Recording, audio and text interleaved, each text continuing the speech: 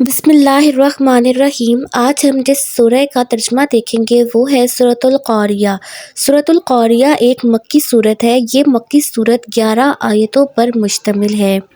سب سے پہلے تو جس نے میرا چینل سبسکرائب نہیں کیا وہ میرے چینل کو سبسکرائب کر لیں تاکہ مزید اس طرح کی ویڈیو آپ تک آسانی سے پہنچ سکیں۔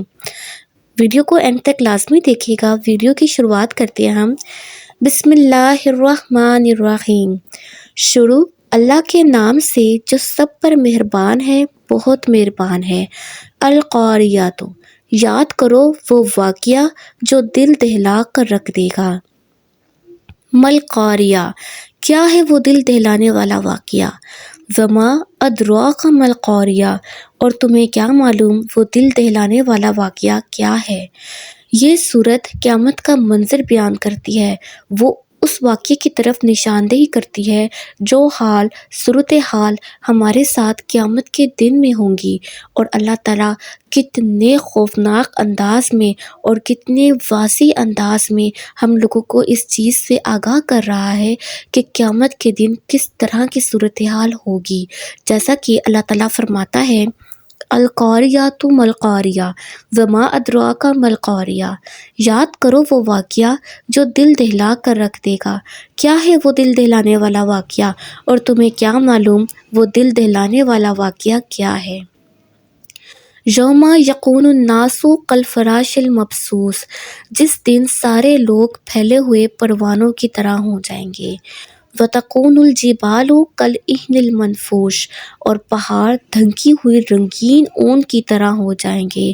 فاما من ثقلت موازینہ، اب جس شخص کے پلڑے وزنی ہوں گے، فہو فی عیشۃ راضیہ، تو وہ من پسند زندگی میں ہوگا۔ واما من خفت موازینہ، اور وہ جس کے پلڑے ہلکے ہوں گے، فامہ ہاویہ، تو اس کا ٹھکانہ ایک گہرا گڑھا ہوگا۔ وما ادراک ما ہی، اور تمہیں کیا معلوم کہ وہ گہرا گڑھا کیا چیز ہے۔ نار حامیہ، ایک دہکتی ہوئی آگ۔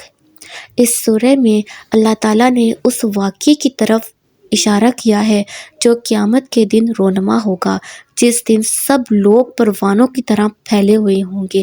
کوئی کہیں بھاگ رہا ہوگا، کوئی کہیں بھاگ رہا ہوگا، اور پہاڑ جو ہے وہ دھنکی ہوئی رنگین اون کی طرح ہو جائیں گے۔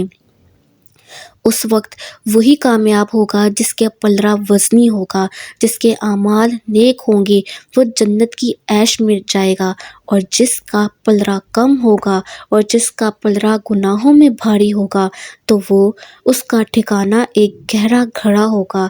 اور اس کے بارے میں بیان کرتے ہیں کہ تمہیں معلوم ہے کہ وہ گہرا گڑھا کیا ہوگا۔ نار حامیہ، ایک دہکتی ہوئی آگ۔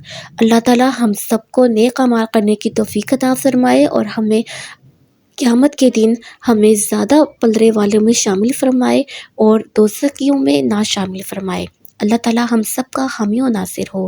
ویڈیو پسند آنے پہ لائک کریں اور میرے چینل کو سبسکرائب کر لیجیے۔ جزاک اللہ۔